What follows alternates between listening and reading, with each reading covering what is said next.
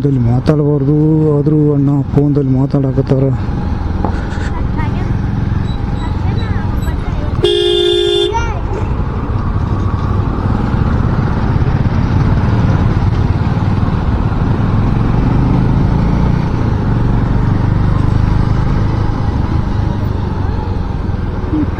ಡೌನಲ್ಲಿ ನಾವು ನಡೆದೆವು.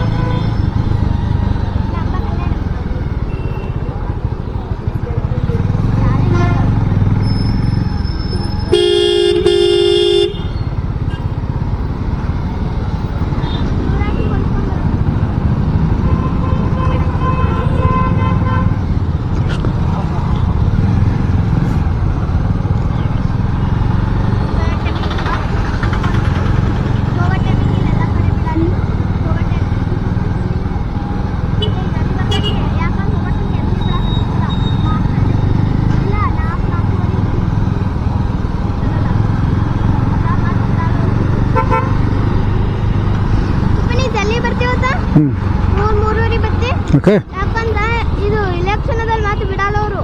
ಬಿಡ್ತಾರಲ್ಲ.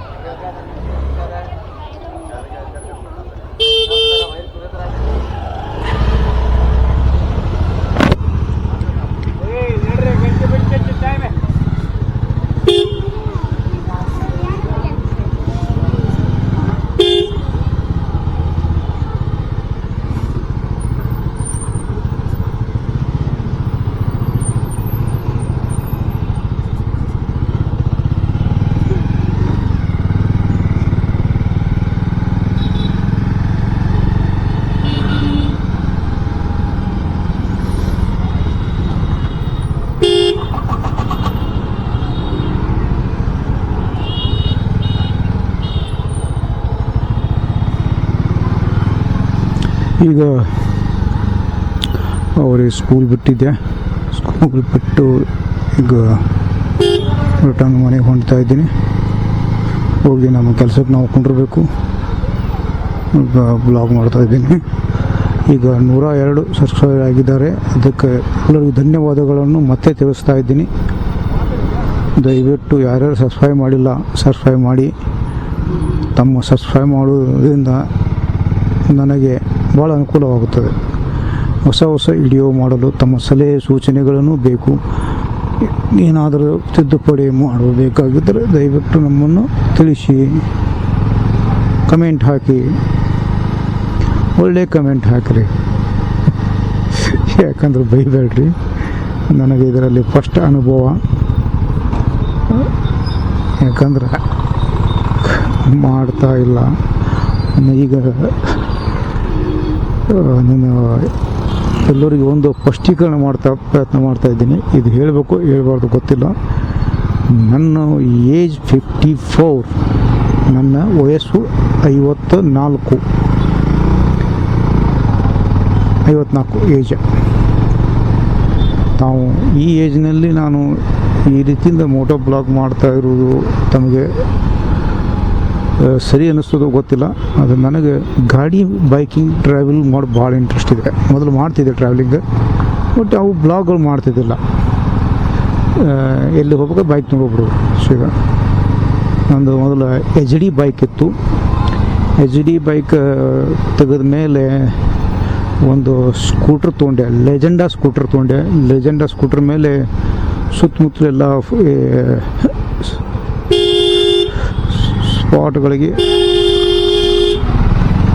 ಸ್ಪಾಟ್ಗಳಿಗೆ ಹೋಗ್ತಿದ್ದೆ. ಎಲ್ಲ ಅಲ್ಲಿ ಇಲ್ಲಿ ಎಲ್ಲ ಕಡೆ ಮಾಡ್ತಿದ್ದೆ. ಆವಾಗ ನನ್ನ ಕಡೆ ಇದು ಬ್ಲಾಗ್ ಮಾಡೋ ಐಡಿಯಾ ಇದ್ದಿದ್ದಿಲ್ಲ. ಸುಮ್ಮನೆ ಹೋಗಿ ತಿರ್ಗಾಕೊಂಡು ಬಂದುಬಿಡೋದು. ಗಾಡಿಗೆ ಎಣ್ಣೆ ಹಾಕಿ ಪೆಟ್ರೋಲ್ ಹಾಕಿ. ಹೀಗೆ ಅದು ಮುಂದೆ ಸ್ಕೂಟ್ರ್ ನಮ್ಮ ಗೆಳೆಯ ಬೇಕಂತ ಕೇಳ್ದಾಗ ಕೊಟ್ಟುಬಿಟ್ಟೆ. ಆಮೇಲೆ ಡಿಸ್ಕವರಿ ತೊಗೊಂಡ ತಕ್ಷಣ ಅದು 1 ವರ್ಷ 2 ವರ್ಷ ಯೂಸ್ ಮಾಡಿದೆ. ಮುಂದೆ ನಮ್ಮ ಬ್ರದರ್ಗೆ ಅವೆಂಜರ್ ಕೊಡಿಸಿದ್ದೆ ನಾನು. ಅವ ನನಗೆ ಅವೆಂಜರ್ ಬೇಡ, ಡಿಸ್ಕವರಿನೇ ಕೊಡು ಅಂದ. ಡಿಸ್ಕವರಿ ಅವನಿಗೆ ನಾನು ಕೊಟ್ಟೆ. ಆದರೆ ಅವ ಡಿಸ್ಕವರಿ 1 ವರ್ಷನಾಗೆ ಯಾಕೋ ಸರಿ ಹೋಗಂಗಿಲ್ಲ ಅಂಥೇಳಿ ಮಾರಿ ಆ್ಯಕ್ಟಿವಾ ಹುಂಡಾ ಬೈಕ್ ಪರ್ಚೇಸ್ ಮಾಡ್ದೆ. ಇನ್ನು ಅವನ ಹತ್ರ ಆ್ಯಕ್ಟಿವ್ ಹುಂಡಾ ಬೈಕ್ ಇದೆ, ಕಾರ್ ಇದೆ. ನನ್ನ ಹತ್ರ ಇರೋದು ಕೇವಲ ಈಗ ಈ ಅವೆಂಜರ್. ಇದು ಬಿಟ್ಟರೆ ಆ ಬೈಕಿಲ್ಲ.